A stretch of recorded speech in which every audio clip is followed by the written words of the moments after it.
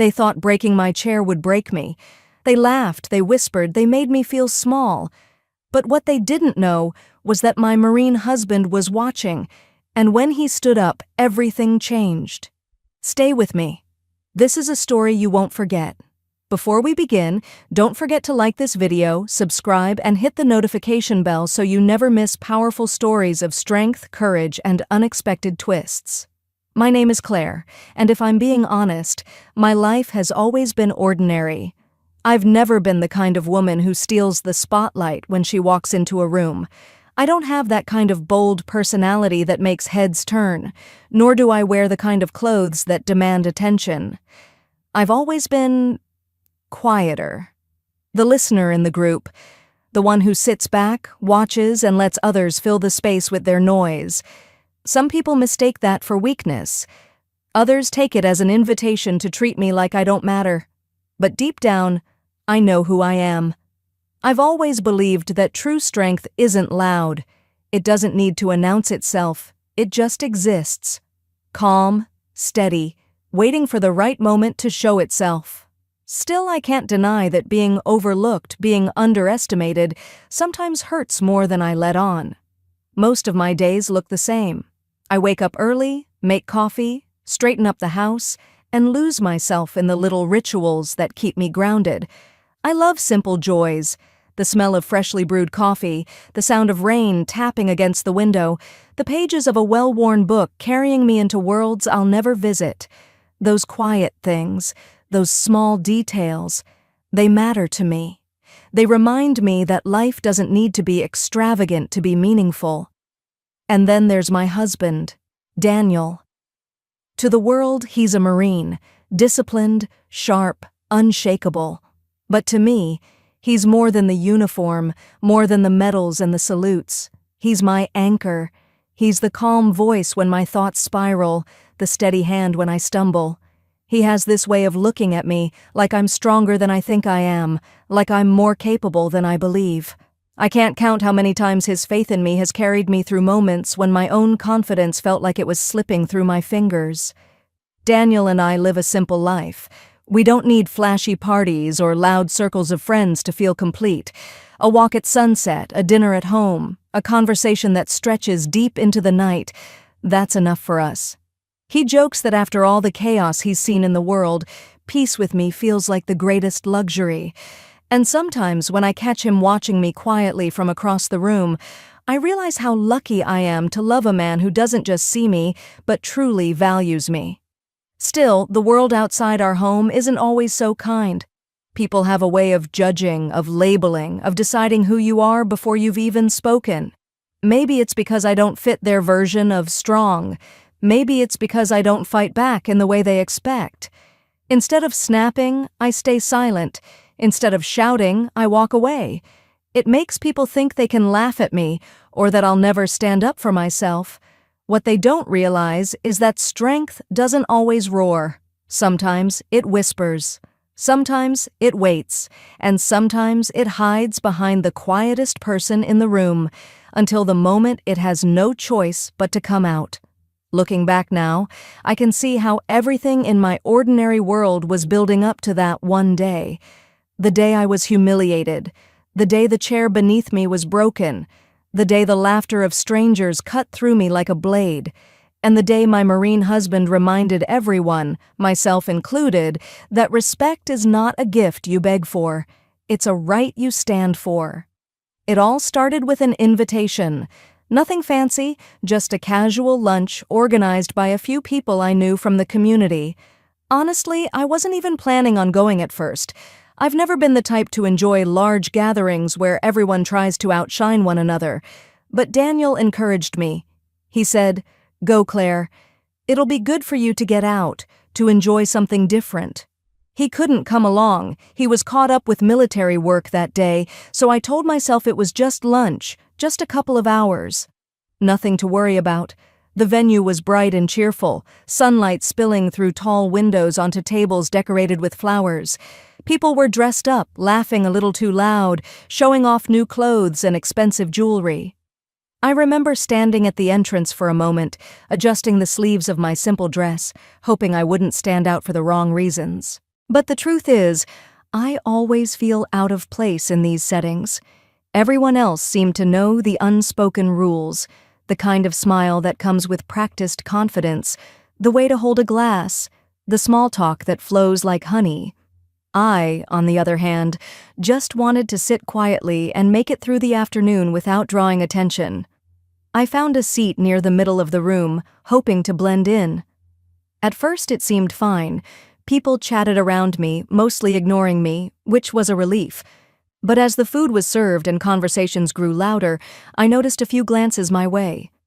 The kind of glances that aren't just casual, they linger, sharp, calculating. It didn't take long for the whispers to start. Two women at the next table leaned toward each other, pretending to talk about something else but keeping their eyes fixed on me. One laughed, covering her mouth with her hand, but I could still hear her. "Look at her," she said.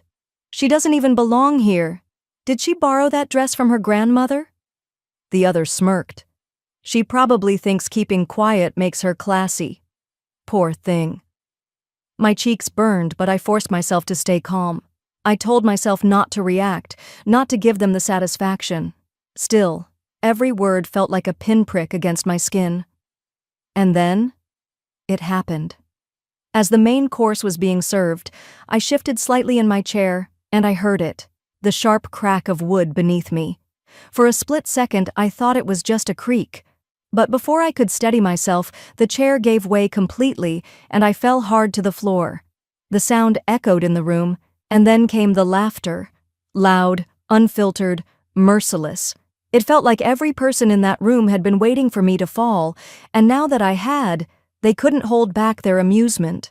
My dress crumpled, my hands scrambled against the floor, and my face burned hotter than ever before. Someone near the back even clapped, as if it was the best entertainment of the day. "Guess not everything's made to last," a man joked, and the room roared even louder. I wanted the floor to swallow me whole.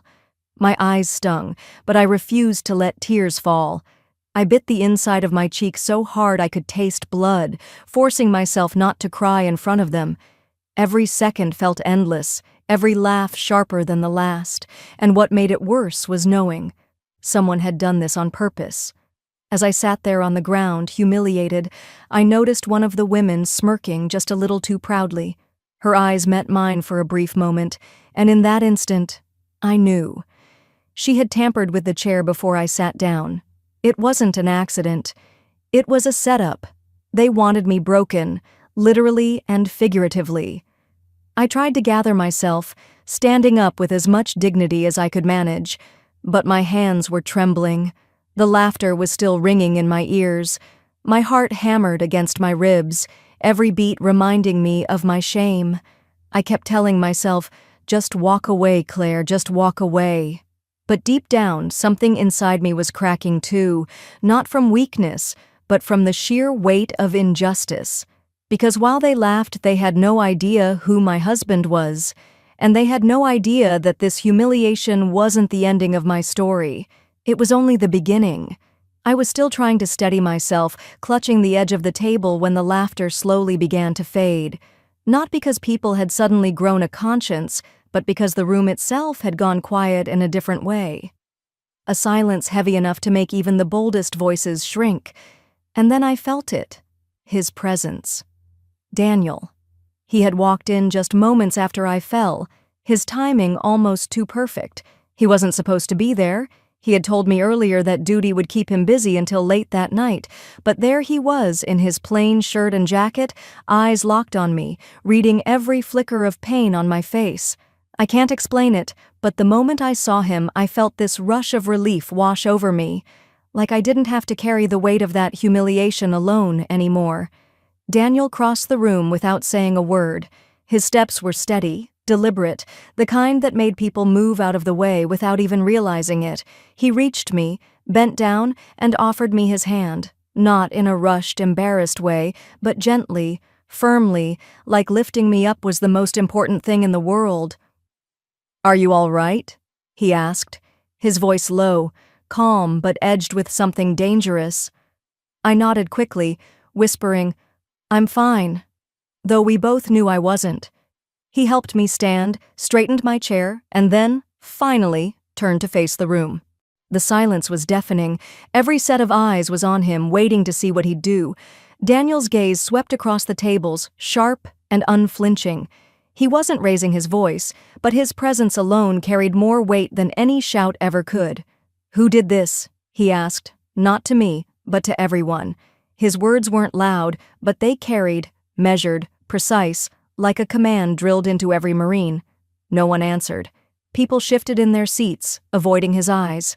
The same crowd that had been roaring with laughter just seconds before now looked like children caught with their hands in the cookie jar. One man at the far end tried to laugh it off. "Come on, it was just a joke. No harm done." Daniel's head tilted slightly, his jaw tightening. "No harm?" His voice stayed calm, but it cut through the air like a blade. "You think humiliation is harmless? You think watching someone fall because you tampered with a chair is funny?" He stepped forward, and the man who had spoken leaned back instinctively, his smirk faltering. I'd seen this side of my husband before, the soldier in him, the protector. He didn't need to throw a punch to make people tremble. His discipline, his unshakable presence, it was enough to shift the entire energy of the room. Daniel wasn't done. "I've spent years of my life in places where respect is earned, not mocked, where dignity is the only thing you hold on to. And here, in this room, you people laugh at a woman because she's quiet, because she doesn't scream for attention? That tells me more about you than it does about her." No one dared to move. Some of the women who had been whispering before now sat stiffly, their eyes darting anywhere but at him. The one who had smirked when I fell suddenly looked pale, her confidence drained. Daniel turned to me then, his expression softening. He brushed his thumb across my knuckles, silently telling me he was there, that I wasn't alone. Then, louder, for everyone to hear, he said, "This is my wife. And if you think breaking her chair will break her spirit, you've miscalculated, you've underestimated her, and you've underestimated me." The room was utterly still. For the first time that day, I felt taller, stronger, not because of the people around me, but because of the man standing beside me. I realized something in that moment. Humiliation only holds power if you let it. And with Daniel beside me, I wasn't about to let anyone write me into a story of weakness. Not anymore. I thought Daniel's words would be enough, that his presence alone would silence them and close the chapter. But the truth is, arrogance rarely bows without a fight. One of the women, the same one whose smirk had burned into me earlier, finally stood up. She crossed her arms, trying to look unbothered, though her eyes betrayed a flicker of unease. "You're overreacting," she said, her voice sharp. "It was just a little prank. People fall, people laugh. That's life." Daniel didn't flinch.